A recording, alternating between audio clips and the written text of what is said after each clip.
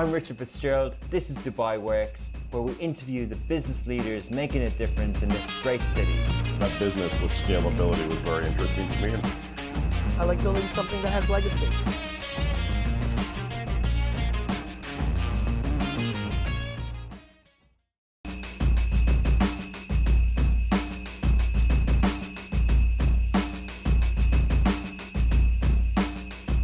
This week I attended CABSAT, which is a trade industry event for all the production and film and TV and broadcast industry in Dubai. It's an annual event.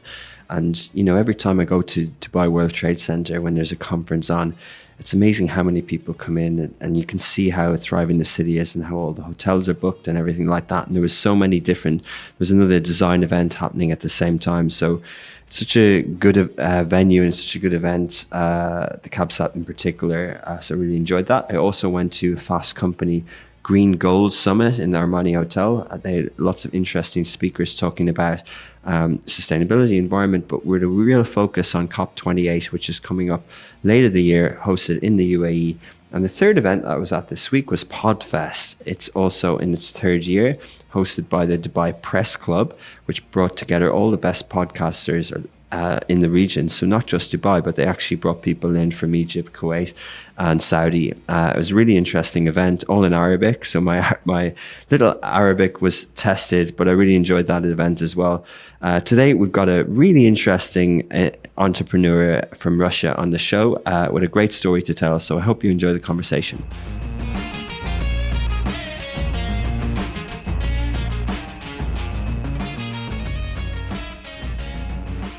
Welcome back to another episode of Dubai Works Business Podcast. This week we've got the founder of two businesses and one person is a CEO and co-founder. He is Leo Dovbenko of YallaMarket and YallaHub.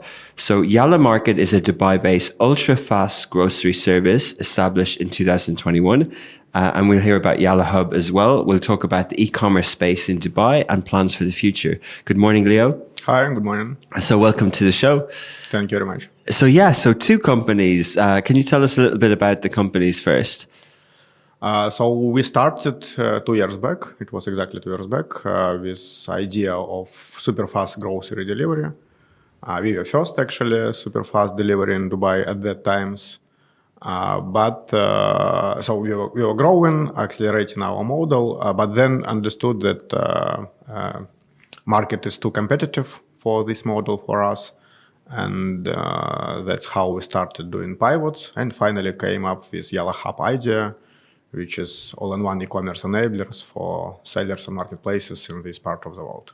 Okay, amazing. So let's just go back there. So the 15-minute thing was it was kind of a trend at the time. You know, people had been doing fast delivery apps and things like that in the e-commerce space and delivery for a long time, or not that long time, relatively.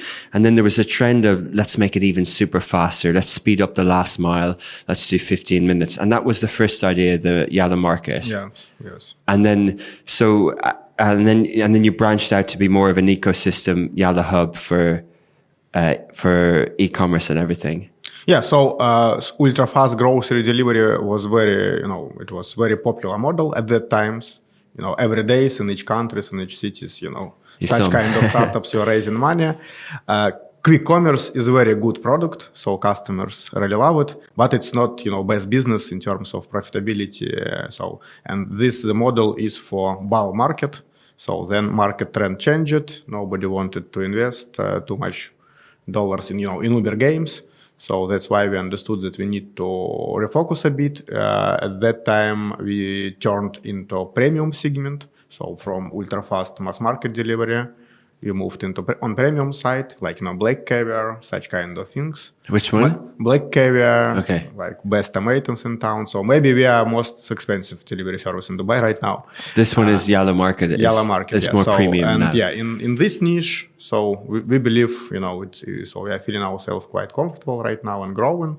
Yeah, but then we were thinking what to do next and how to scale. Our obviously the dream is to work all over GCC. And we understood that such kind of business is actually very hard to scale from different point of use. And YallaHub, it's, let's say, technological part of YallaMarket business. So it's like software and some competence about how to grow things online. And that's what we are scaling right now across the region. Okay, amazing. Amazing that it's regional out of Dubai as well. So can you tell us a little bit more about the softwares that you have on YallaHub? So in general, vision and idea is that, so there are entrepreneurs in different parts of the world, like Sudan, Jordan, KSA, Emirates, India, Pakistan, and so on. So all of them want to have, some stable income, better in dollars, not to be dependent, from all things which are happening last years, pandemics, crises, wars, deflation, and such kind of things. And e-commerce is actually quite good opportunity, but against such kind of guys, there are different, compliances, customs, certifications, bureaucracy, and all things which are against entrepreneurs and actually doesn't help them to scale. So YallaHub here is to reduce this market entrance barrier and make, environment transparent and to help, to sell everywhere. For example, we work with one lady. She was selling like traditional dresses on her street. And right now she is selling online in 5 countries. And obviously in 5 countries, she can gain much more customers than on her street on offline. Okay. So yeah, that's the idea behind YallaHub. And all the rest is just how exactly we do it. So mainly it's e-commerce. Is it white label? Is her store a YallaHub store? Is it her own name store? It depends. Sometimes it's our store. Sometimes it's brand name store. Yeah. It depends on brand, on their strategy, and so on. Forgive me for comparing, but just to understand, is this a little bit like Shopify? Yes, it's Shopify, but Shopify more on IT side. So we are going deeper. We are covering also last mile and first mile things to help entrepreneurs to scale.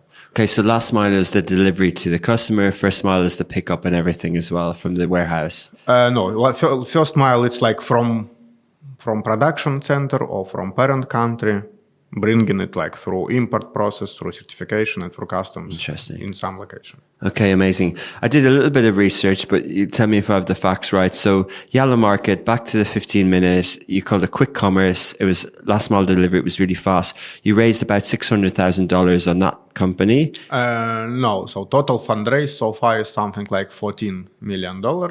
14 altogether. So altogether, yeah. So I was going to ask, so 14 altogether. So when people are investing, are they investing in both, or did you split these companies? No, it's one company with 2 different products. Okay, amazing. Yeah. Okay, that makes sense. So you set up in 2021 in Dubai. 2 years later, you've raised $14 million at seed round level, or is it Series A now? So currently we are raising Series A.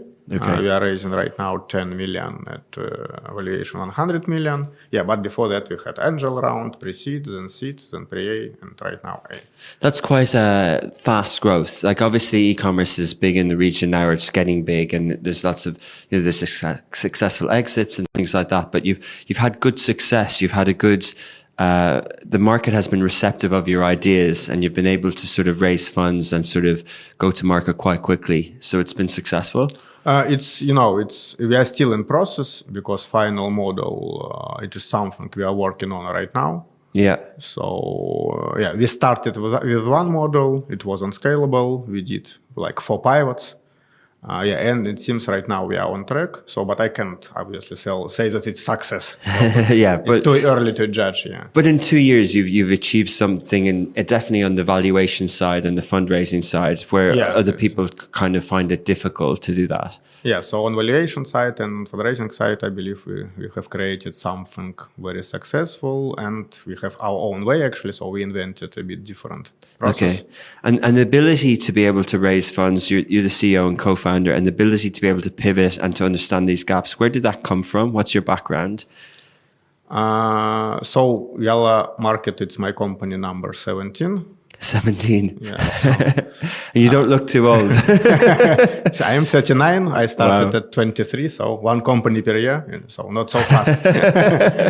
I could be faster. So out of previous 16, 11 are very successful and profitable companies. Really? That's a high percentage rate. Yeah. So, and what I have got from my previous experience that never give up, continue trying, do attempts. Finally, it will fly. It's impossible not to fly if you are if you are doing attempts. So that's my background, and so that's why when we started, then we understood it doesn't fly. Okay, we will try next idea. We will try next idea. We will try until we will succeed. And maybe my best competence is to repeat things, as many times as is needed, because only with investors I did more than 1,000 meetings. Amazing. Yeah. So 17 startups, 11 successful, but you keep going on to the next one. Now you're in this one for 2 years. So what happened to all the other companies? They are working, growing, paying dividends. Investors are happy, so all fine. And some of them you still own some shares and everything like that? So first business I have started 13 years back, first serious business. And so in all companies I am always exiting the role of CEO after a while. And right now I have partners who became shareholders from the team, and they are managing the company. In some of the companies I'm even not on board right now. Okay, a serial entrepreneur. And where are you from? Originally from Russia. And did you start the companies there first? Yeah, sure. Most of these companies were in Russia? So I came to Dubai 5 years back. Okay. And in Dubai, this is my YallaMarket. This is my third one in Dubai. Third one. And what brought you to Dubai 5 years ago? I was in idea to scale abroad, because in Russia we are company number one in the segment for last many years, and ambitious was to scale somewhere. So I have visited all world, all English-speaking countries, and finally Dubai won this. Dubai won. This tender.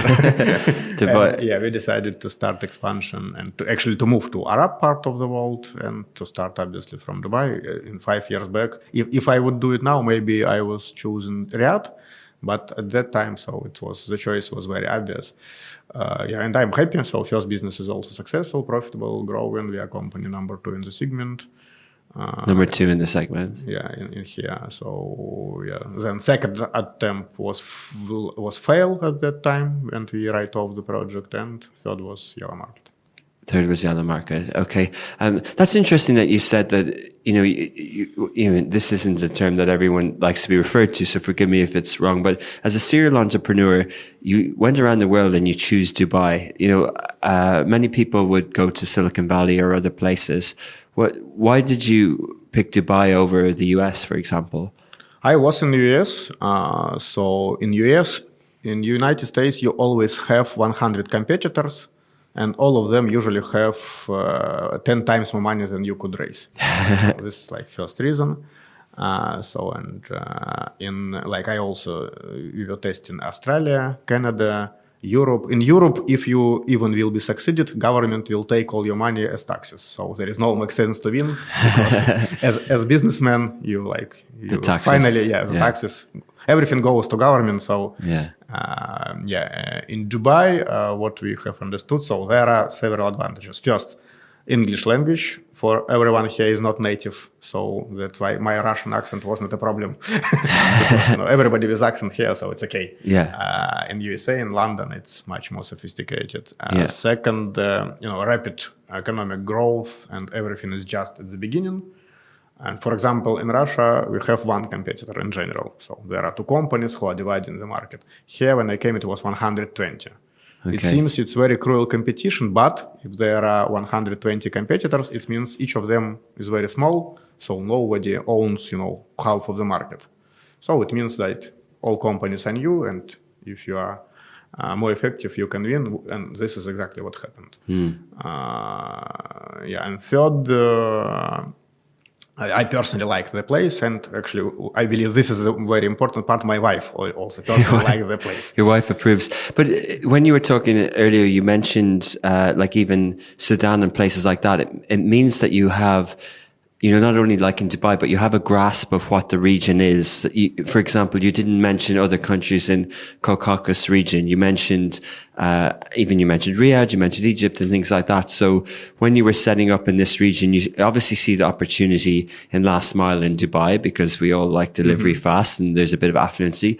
But in terms of the Middle East, the economics and the GDP output per country differs vastly. So, first of all, how did you think that way? How did you think, okay, I'm in Dubai, but I'm not going to the world, or I'm not even serving, say, the Russian and those countries there, but I'm going to serve the Middle East?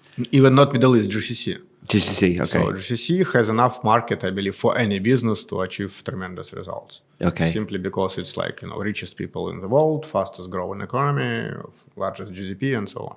Yeah. So and there are, Pakistan, India, Egypt, so Africa, so many things to scale further, not touching, old world, which is USA, Europe, and so on. Yeah. Yeah, I'm going to pick you up on that term, old world. Do you really believe it? Because, it's just interesting. There is a shift to kind of global south. There is, there's Asia as well. The economies are growing faster, India, China, and things like that. Do you think that this part of the world is part of that growth?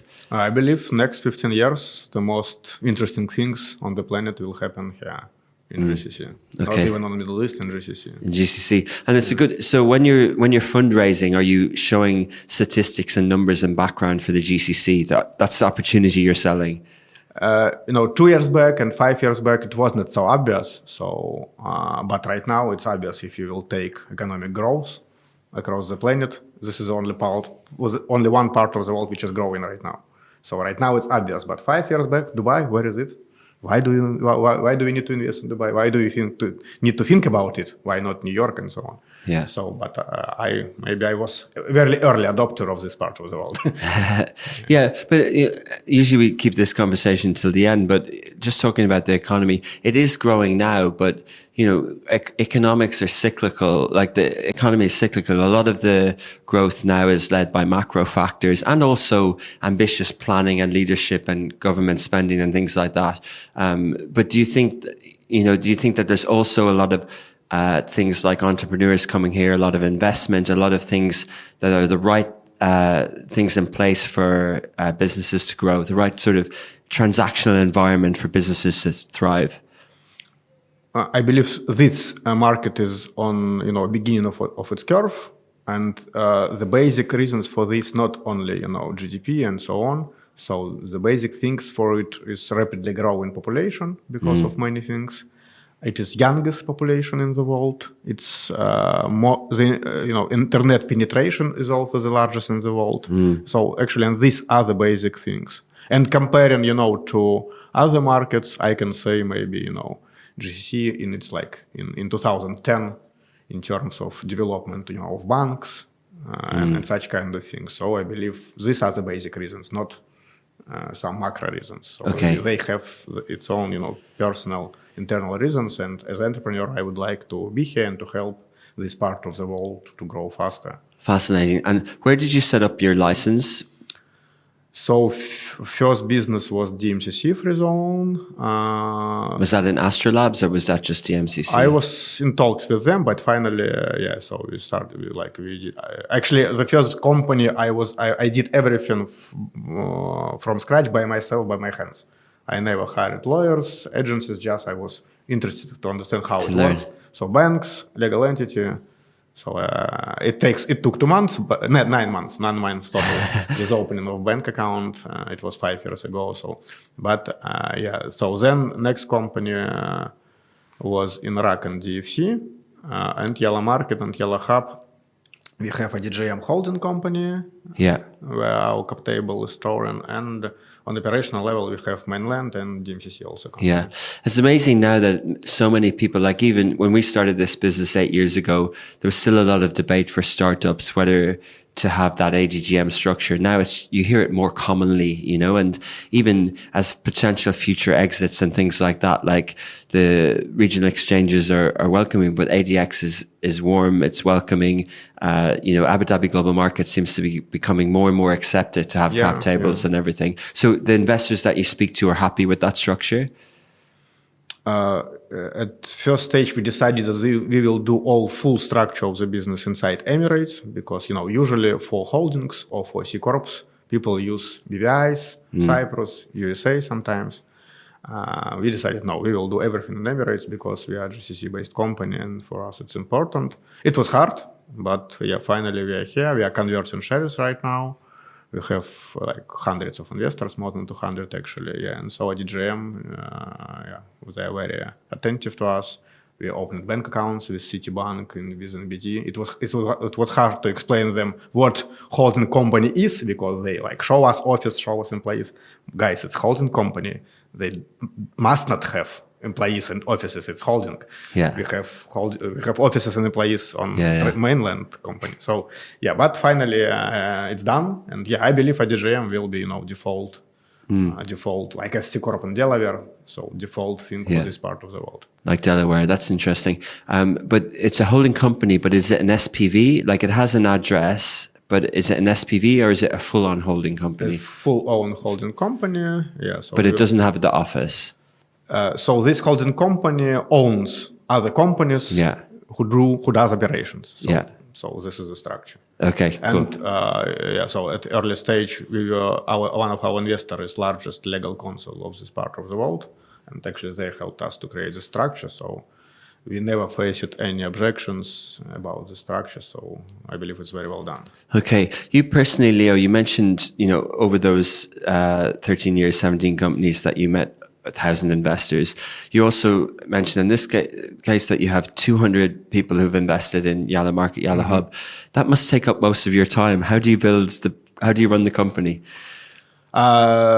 So ultra-fast grocery delivery is quite capital-intensive business. And from J1, we understood that one point and one focus is to build business itself. Another point is to fundraising. So it's not like in usual business, you raise, then you 2 years building buildings and raise again. So from then why in this model, fundraising, maybe it's even more important than business itself. So that's why at the initial stage we had 4 founders in the team and 3 top managers in quite bold shares. So we can say founding team consists out of 7 people. What did you say? Bold shares? I mean, huge share in the company belongs to management. It's very uncommon. In our case, it's 20% of the company is dedicated to the team. So that's why for us, it's very simple to attract very big guys with very huge experience to our team because we have enough space for them to feel and to be as co-founders of the business. Okay, and these guys are running it, the co-founders. And what sort of skill sets do they have? And have you been able to, is most of your team in the Emirates, and how have you managed the resources? So in general, everybody who must be in Emirates, he is in Emirates. Everybody who can work remotely, he works remotely because of money. So, because once you move people here, you need to pay more. So and as a startup, we are still very careful with money. Yeah. I wish one day everybody will be in Dubai, but it's rather expensive. It's expensive, so it's not right to pay from investors' money for it. So the talent that you brought on board is probably on the product and development sides, marketing and management. And operations. Yeah. And then the remote workers would be typically sort of more operations developers. Developers, some products analytics, accounts for B2B part of the business, customer success team, fully remote. Yeah. And over the synergies that you have with other companies, is there any sort of system that you leverage, or do you start from scratch every time? So it's IT, YallaHub, it's IT company which sells, tomatoes, let's say. So all my previous business were IT products, so we know how to make IT. And this helps us actually. But you don't have sort of Leo's incubator somewhere where you have many developers and they're helping you spin up these new products. No, it's all separate companies. So this business is fully from scratch. So we acquired one company with source code from Europe at early stage, and that's how we created IT system in one day instead of spending 2 years. Okay, so, you know your way around this side of things. So, the worst thing you can imagine is to start development. We are trying not to do any programming before we have revenue. Yeah, interesting. And so, when you spoke about the lady at the street selling her dresses, sometimes other companies like fintech people would say they will enable her to do selling, or someone else will. What's the boundary between sort of being an e-commerce startup and say a fintech startup, or does it sort of get blurred sometimes? I believe it's very close industries because of many things. But it's good that many people want to help to someone. So yeah. But I believe every industry does it in its own way. Yeah. Previously on the show, we had some other companies. One particular, they're also based in DMCC, and they were doing this from a fintech point of view. Mm-hmm. So helping all the sort of companies across the region, whether it's in Jordan or Egypt, to get online mm-hmm. and to sell, but more from a point of purchase sort of point of view. Mm-hmm. But you're in the e-commerce side. So let's focus on the e-commerce side. How do you view the market here? It took a while for e-commerce it took even a while. When I came here 10, 11 years ago, the behavior of the customers, people used to say it's about last mile, it's about cash, but actually people just weren't thinking of buying things online, whether it was Amazon or groceries. They just didn't do it. And then Souk sort of sped things up. And then, Amazon came in, we had Noon, there was Namshi, there was lots of others that sort of got well known. And now you've got loads of niche offerings. You've got, lots of retail or apparel, e-commerce startups for clothing. You've got lots of beauty startups. It seems like everything now is e-commerce. So how do you kind of describe the sort of, even compared with Russia or Europe, how are we now with e-commerce penetration? So there are different market research, and most of them says that market penetration of e-commerce here is like 10 times less than, for example, in Russia or in some other well-developed countries. So only using this metric, we can predict that market will grow 10 times. Okay. So Amazon recently posted article, and they are going to grow in 7 times only in Emirates in 3 years, and it's only Amazon. So there are plenty of other 7 players. times in 3 years. So penetration will grow in times. Population is growing, and market itself is growing in general. So all this creates quite good environment. When you are working on very, very rapidly growing market, you don't have competition because market is expanding. You have enough space.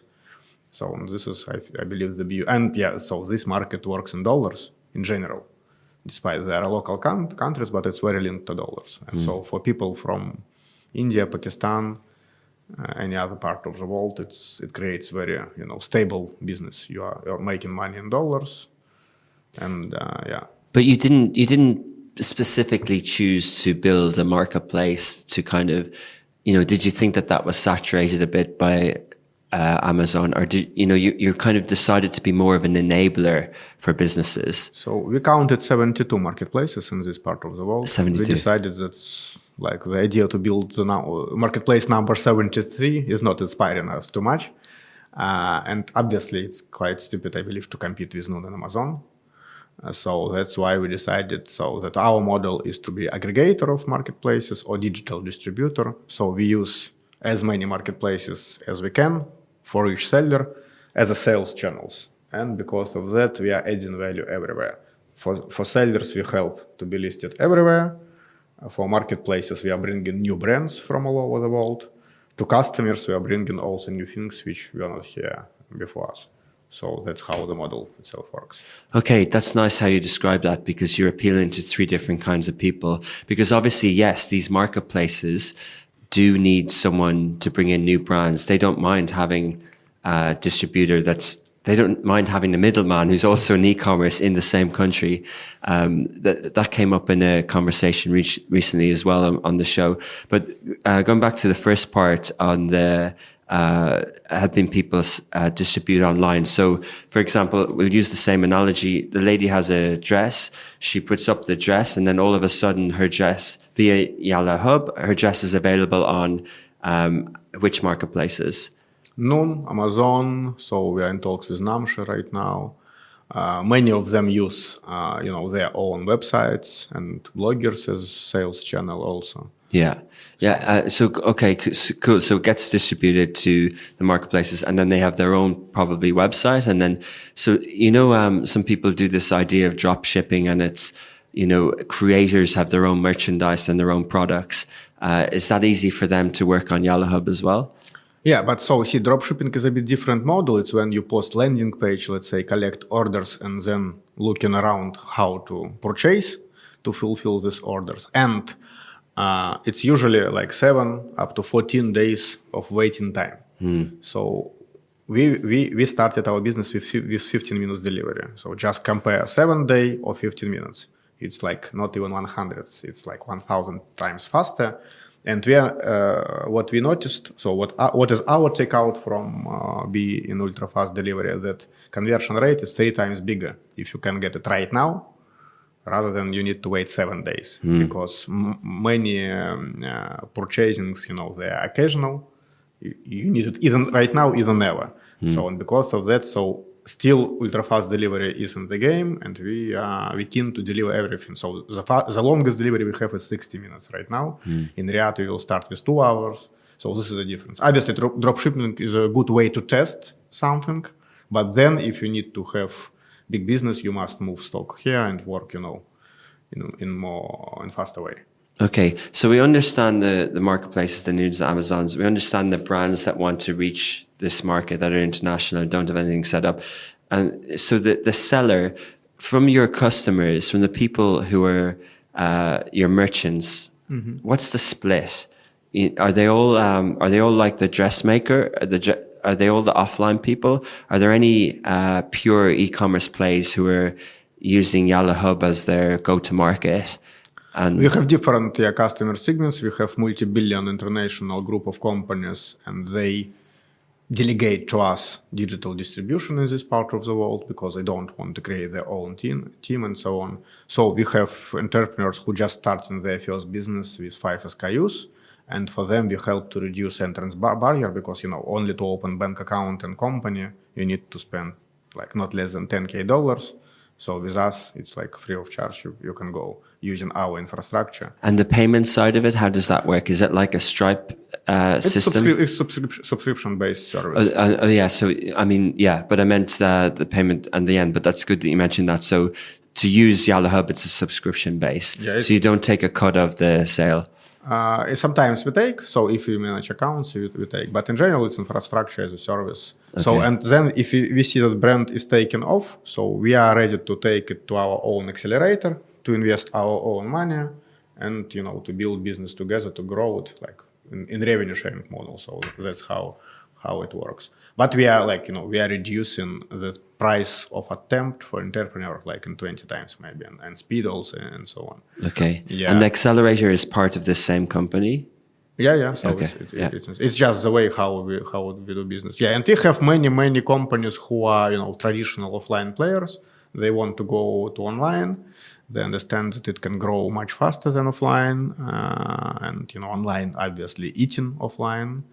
And we will see, I believe, quite soon some malls full empty. And such kind of guys, they want to also they don't have resources to hire team to work in e-commerce. And so in this case, they just hire us as digital distributor, and we do things. Interesting. So if I'm a creator, a content creator, and I wanted to launch an apparel line, the bit that you help with is the sort of shop window, the e-commerce, the first mile and last mile. But I still have to sort of go and find the manufacturers, and I have to come up with the product design, and I have to market it. Yeah. We can do anything except business itself. So what is business? It's like understanding who and what we will sell. Yeah. So all the rest we can help with. Okay, exactly. So I decide that I want to sell hats or jumpers or t-shirts, and I decide that my market's in the UAE. Do I need to find a supplier, or you can help with that? We can help. We have many contractors, many contacts. We can even find similar products. And first, our advice will be to buy such kind of hats from competitor and try to sell. Sorry? So first advice will be to buy similar hats from competitor and try to sell them. Why is that advice? Because in this case, you are starting business with sales, not with looking for manufacturers. Yeah. Because first we believe that you must try things faster. Yeah. So you took some similar heads, solve them. Okay, now you understand a bit. Now you can go and find manufacturer and so on. That's good advice. There is an idea. Let's start e-commerce business. Okay, what is first step? Let's open legal entity, bank account, go to China to find something. At the end of the day, you spend half of the year, $100K, and the revenue is zero. So first start with revenue, and then manufacturing is second part of the business. I love it. Good example. So get one sale in, and then work about. Yeah. I've heard that one before, but it's good advice. So interesting. So I get a good idea of YallaHub. Yeah, the name YallaMarket, YallaHub. That's obviously sort of making it a little bit Arabic and focused on the region. Was there anything more to that? Was it was it just a purely focus to make it feel like a regional company, an Arab company? In YallaMarket, yes. So initially we understood that, it's about food. We will understand Arabic people habits. And so that was our limit. We were working in Arab world. So then in YallaHub, right now we are working on scenario from anywhere, from any place of the world to GCC. So, but we understand that after that we will do from anywhere to anywhere platform. So, but we still like the word Yalla. Yeah, it's a good word. Yeah. So, Leo, just talk a little bit about Russia. Not to get political, but basically the Emirates has been a place where people from Russia would often come as visitors and tourists for 20, 30 years because the same time zone relatively, the weather's good, it's very cold in Russia in the winter, and they come here for warmth. And then, when the war and the political things happened, it was easier to come here than elsewhere. So there was more and more Russians. It was attractive. The ruble stayed high. It was cost effective to come here. But what we haven't seen as many is businesses, people like you and entrepreneurs. And obviously you came 5 years ago, but do you think we'll be seeing more sort of Russian-made companies in the UAE, like entrepreneurs? Is there a real entrepreneur spirit from your country? So I believe, we have very wonderful entrepreneur spirit.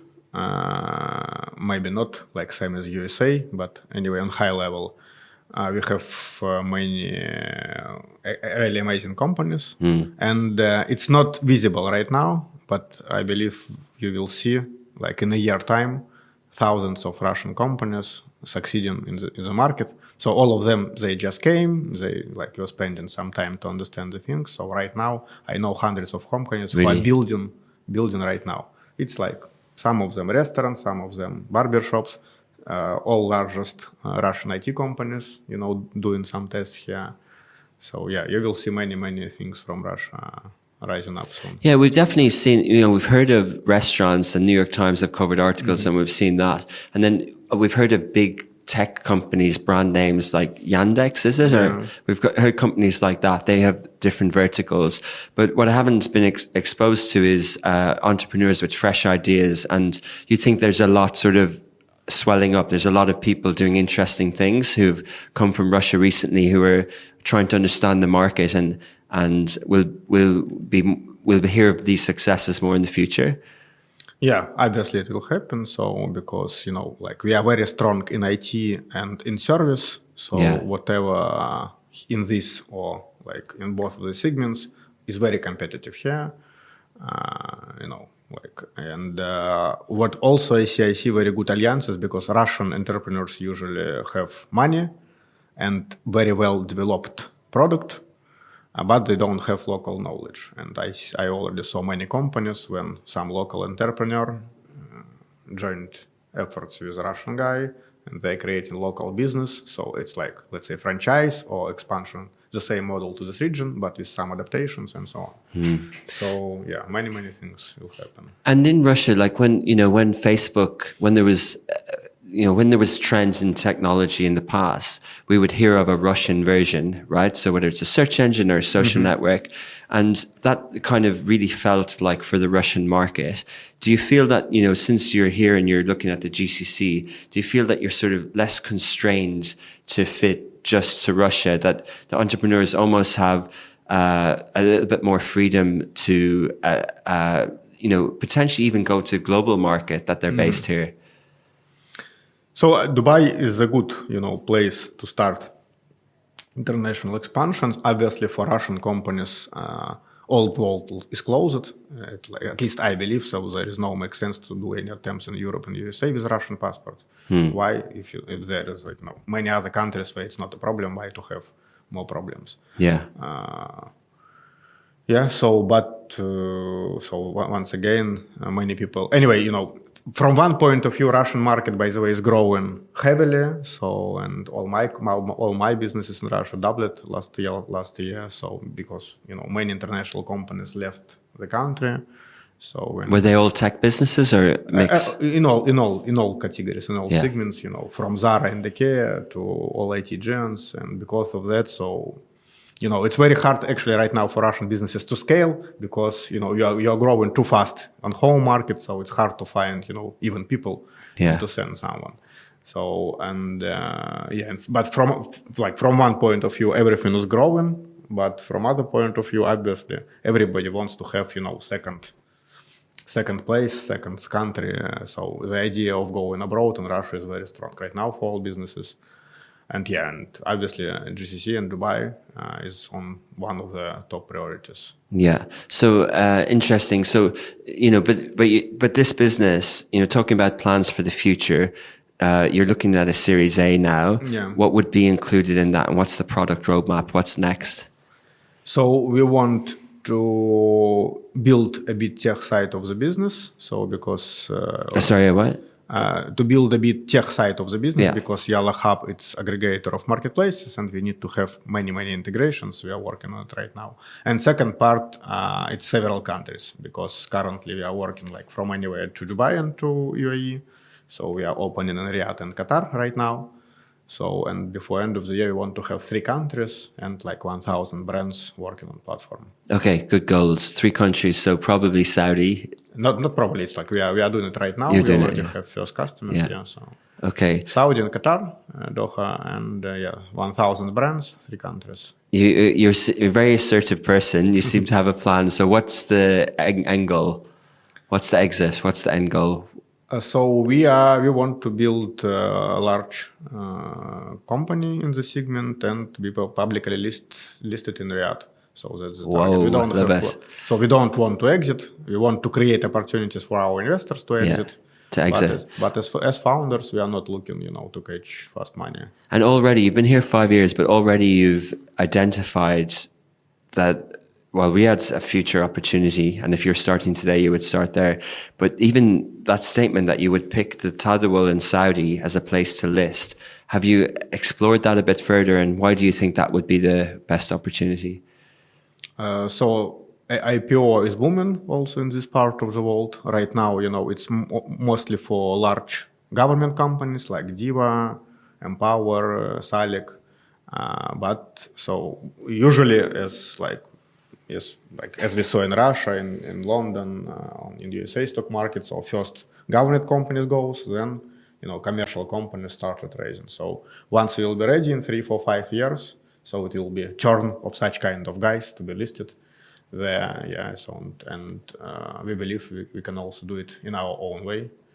And because you have Abu Dhabi Global Market and Abu Dhabi Exchange is warm. As said, I think you can potentially in the future list publicly there with a valuation of 80 million.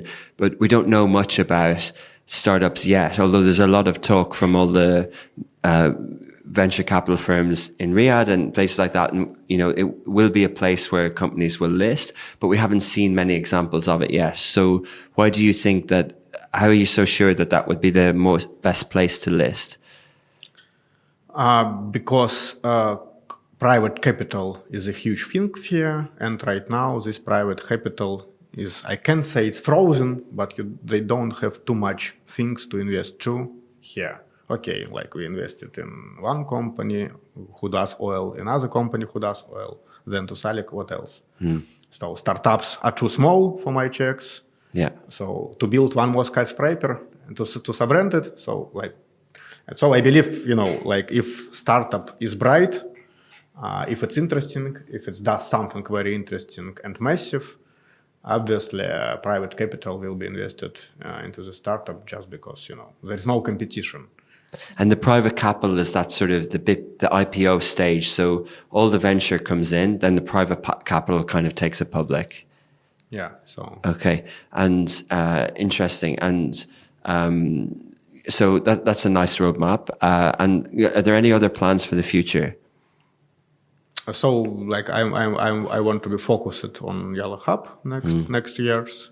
And creating an opportunity for e-commerce entrepreneurs. And would you move your HQ to Riyadh? We will see this along the way. So how it will go? So do we will need to or not? If you need to or not. Yeah. And so as well as sort of creating the opportunity for people to have liquidity, have you listed any of your other companies before? No, never. So why do you think it's needed? Because there might be, if you do it, there might be costs associated to it. Why is it? What's the benefits of going public? Accessing that private capital, I guess, but what else? How will it help you operate? It's a very hard question. Nobody knows. But we think what do we think is it creates some transparency, some standards, and some rules for the companies to follow to be more understandable for mass market of private investors. So and like we are entrepreneurs, it's like specific sport, and in this sport, IPO is one of the championship titles. Yeah, exactly. So that's why. Obviously, our strategy is to work with many investors. We have more than 200 right now. Maybe we'll have 2,000 in future. And like all things we are doing right now, we do actually the same as we are on IPO, but we are not on IPO. But IPO creates it like a bit in more organized way. Brilliant. Or maybe, there will be other platforms like crypto platforms which will allow to do the same, like DAO, syndicate, such kind of things, which will allow to do all the same, but without,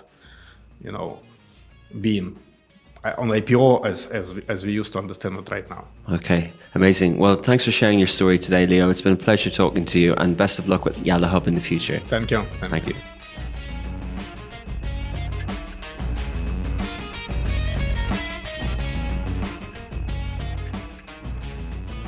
Thanks for listening. I hope you enjoyed that. I definitely learned a lot. You could see my interest spike up when Leo was talking about Saudi IPOs. Fascinating insights, especially on private capital. I hope you enjoyed that as much as I did. The producers on the show are Ali Khalil, Ali Baba, and Shahir Al-Kindi. Thank you for putting all this together. The podcast is available on Apple, Angami, Spotify, Podio. It's also available in video format on Smashy.tv, the Smashy iOS and Android apps, and also the Smashy TV smart TV streaming services. You will get an article about this show on Love in Dubai, and you will also get video clips on this show on Smashy's social media profiles, usually at Smashy Business, or depending, there's many of them. There's Smashy Home, there's Smashy Style, there's Smashy Crypto, Smashy Green. So lots of content, and those are also the channels that you can follow. Basically all the startup news, all the business news, consumer related content during the week. We publish regularly on all those channels, so there's loads of content there. There's even a newsletter as well where you can get your information from. But do check out smashy.tv online. We've been streaming lots of different content, different shows throughout the year. We've also had sports in the UAE on there as well. So if you'd like to check it out, there's a 7-day free trial, and let me know how it goes. As usual, with the Dubai Works Business Podcast will be back again next week at 11 a.m.